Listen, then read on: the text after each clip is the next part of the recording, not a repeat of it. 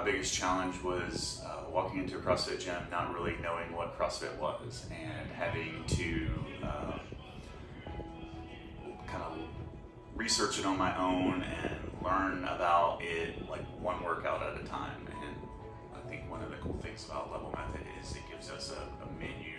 It puts CrossFit kind of in front of us. We can look at the board, we can look at the poster and see the entirety of CrossFit, the entirety of the goal. So when I started, it was challenging because I didn't really know what I was getting into. I had rarely touched a barbell, maybe in high school, so I had a lot to learn. I was injured from my previous sport. I was, had no mobility. My coach told me my mobility looked like a busted up lawn chair. So it was very challenging, and I had some really good coaches, and that kind of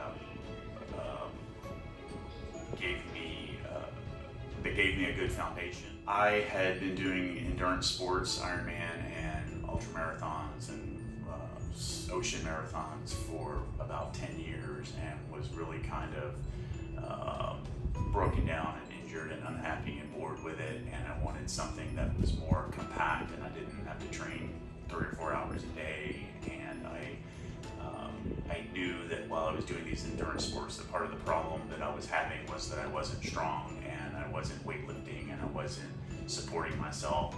So for about 3 or 4 years, I was combining the two, and it worked out really, really well. And then I eventually got to the point where I just dropped the endurance sports and focused on CrossFit. Well, it was obviously getting stronger. Obviously, getting better mobility, I think, was huge. It's probably one of the things that I contribute to my longevity in being able to do CrossFit for 11 years is mobility first, and then so I don't really focus on necessarily on weightlifting goals. I like the cardio aspect of it. I like the mobility aspect of it. So that's been the biggest long-term benefit to me. But probably the biggest, the other part would be the mental aspect of it. Pushing yourself in places that you haven't been, and you get to a point where you crave that, and there's really not much else that you can do where you get that on a daily basis. Well, when I first started CrossFit, I hadn't worked out in a group structure, and I didn't really understand that. But I did remember from endurance sports that when you're at the start line and everybody's doing the same challenging thing, and I remember feeling kind of that foxhole mentality, like we're all in this together. But that was like at the start line, and then once you start racing and doing your triathlon or whatever, now you're on your own for the rest of the day.